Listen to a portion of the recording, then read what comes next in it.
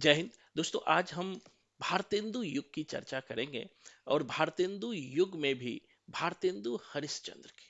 जैसा कि आप जानते हैं कि भारतेंदु हरिश्चंद्र का जन्म 9 सितंबर 1850 को काशी उत्तर प्रदेश में हुआ था। इनके पिता का नाम गोपाल चंद्र और जो गुरु थे वो शिव प्रसाद सितारे हिंद थे। भारतेंदु जी के नाम पर ही भारतेंदु युग पड़ा है और जिसका सामान्य समय विभिन्न साहित्यकार लगभग 1850 से 1900 के बीच का मानते हैं। आखिर भारतेंदु युग का की परिस्थितियां क्या थी? तो एक तरफ देखोगे कि 1857 की लड़ाई हुई थी इस दौर में, दूसरी तरफ थे भारतीय राष्ट्रीय कांग्रेस की 1885 में स्थापना हुई। तो इस दौर का जो साहित्य था दोस्तों, अंतर विरोधों का साहित्य था। आखिर अंतर विरोध किसमें था? एक तरफ भारतेंदु मंडल के कवि को लगता था कि जो अंग्रेज है हमारे लिए अच्छा काम कर रहे हैं, और दूसरी तरफ भारत के दुर्व्यवस्था को देखकर, भारत के दुर्दशा को देखकर वो परेशान भी होते थे। राजभक्ति बनाम राष्ट्रभक्ति की समस्या थी, खरी बोली बनाम ब्रज की समस्या थी। इस दौर में श्रृंगारिक चेतना चल रही थी और सबसे महत्वपूर्ण विशेषता जो इस दौर की दोस्तों थी, वह थी समस्या पूर्ति। समस्या पूर्ति एक रीतिकालीन लेखन शैली है जिसमें कवियों को तैयार किया जाता है लेखन के लिए, कि अंतिम पद दे दिए जाते हैं और ऊपर के पद को सजाने के लिए कहा जाता है। भारतेंदु युग के कवियों ने सामाजिक समस्याओं को केंद्र में रखकर अपनी रचनाओं को लिखा। तो आज जिसकी चर्चा मैं करने जा रहा हूं वो भारतेंदु मंडल के कवि भारतेंदु की। और जैसा कि आप जानते हैं कि भारतेंदु को जो उपाधि था, भारत भारतेंदु हरिश्चंद्र की उपाधि भारतेंदु, वो काशी के ही पंडित रघुनाथ ने दिया था। उर्दू में भारतेंदु जी रसा नाम से कविताएं लिखते थे। तो आज हम भारतेंदु के संपूर्ण कविताओं को आपको टिप्स पे कराएंगे। अगले 2 से 3 मिनट अगर दे दिया तो भारतेंदु के जो काव्य संग्रह है आप जीवन में नहीं भूलोगे। ये हमारे तरफ से लिखित गारंटी है। और संपूर्ण साहित्य को टिप्स पे करना चाहते हो तो 1 वीक का फ्री क्लास लेकर आप देख सकते हो। कोई हमारे यहाँ कोई भी रजिस्ट्रेशन फीस नहीं है और पूरे भारत का पहला कोचिंग सेंटर है जो स्टाम्प पेपर पर नेट जेआरएफ की लिखित गारंटी देता है। चाहे आप टीजीटी दो, पीजीटी दो, केवीएस दो, नवोदय दो, डीएसएसबी, हर एग्जाम की यहाँ पर गारंटी मिलती है।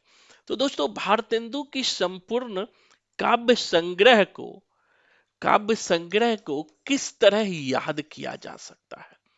इनके लगभग 14 काव्य संग्रह है जो हर बार एग्जाम में पूछा जाता है। इस बार भी पीजीटी, टीजीटी, नवोदय, केबीएस, हर एग्जाम में यहां से सवाल पूछा है। तो इनके काव्य संग्रह को हम कैसे कोडिंग से याद कर सकते हैं? देखिएगा, सिंपल कोडिंग किए हैं भारतेंदु। तो दोस्तों, ये सिर्फ कोडिंग के लिए है, किसी की भावना को ठेस पहुंचाने के लिए नहीं है। तो भारतेंदु जो है भगत है, भगत से हो जाएगा भक्ति सर्वस्व, बहुत से भगत और बहुत से भगत सर्वोदय। अब देखो दोस्तों, इसको सिंपल कोडिंग के लिए याद करना, मैंने शुरू में ही कहा, किसी की भावना को ठेस नहीं पहुंचाना है। भारतेंदु भगत है और मल्लिका और माधुरी के चक्कर में प्रेम तरंग उड़ाते हैं। सिंपल कोडिंग करेंगे कि भारतेंदु के जो भगत हैं वो मल्लिका और माधुरी के चक्कर में प्रेम तरंग उड़ाते हैं। भारतेंदु के भगत मल्लिका और माधुरी के चक्कर में प्रेम तरंग उड़ाते हैं। चंद्रावली देख लेती है और कहती है उत्तर दूंगी, उत्तर मतलब उत्तर भक्तमाल, उत्तर दूंगी होली के अवसर पर। फिर से समझिएगा कि भारतेंदु के भगत जो है मल्लिका और माधुरी के चक्कर में प्रेम तरंग उड़ाते हैं। चंद्रावली देख लेती है और कहती है उत्तर दूंगी होली के अवसर पर। एक बार और समझना कि भारतेंदु के भगत जो है मलिका और माधुरी के चक्कर में प्रेम तरंग उड़ाता है, और चंद्रावली देख लेती है और कहती है कि उत्तर दूंगी होली के अवसर पर। क्या दूंगी? कि तुम राग संग्रह और राग विनोद करते हो प्रेम से पचासों के साथ। तुम राग संग्रह और राग विनोद करते हो प्रेम से पचासों के साथ। फिर से समझिएगा कि भारतेंदु के जो भगत है, तो भगत से भगत सर्वोदय है, वो मल्लिका और माधुरी के चक्कर में दोस्तों प्रेम तरंग उड़ाते हैं। चंद्रावली देख लेती है और कहती है कि उत्तर दूंगी होली के अवसर पर। क्यों दोगी? स्क्रीन पर देखिएगा कि तुम राग संग्रह और राग विनोद प्रेम के साथ पचासों के साथ करते हो। तुम राग संग्रह और राग विनोद प्रेम के साथ पचासों के साथ करते हो। फिर से समझिएगा कि भारतेंदु के जो भगत है वो मल्लिका और माधुरी के चक्कर में प्रेम तरंग उड़ाते हैं, या मल्लिका और माधुरी के साथ प्रेम तरंग उड़ाते हैं।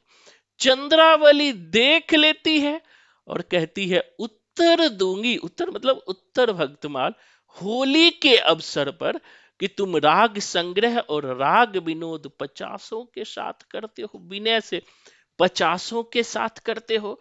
और एक शिष्य और है मधु मुकुल, सेकेंड कोडिंग में लेंगे कि मधु मुकुल फूलों का गुच्छा लेकर प्रेम प्रलाप करते हुए कृष्ण चरित्र का गान गाते हैं।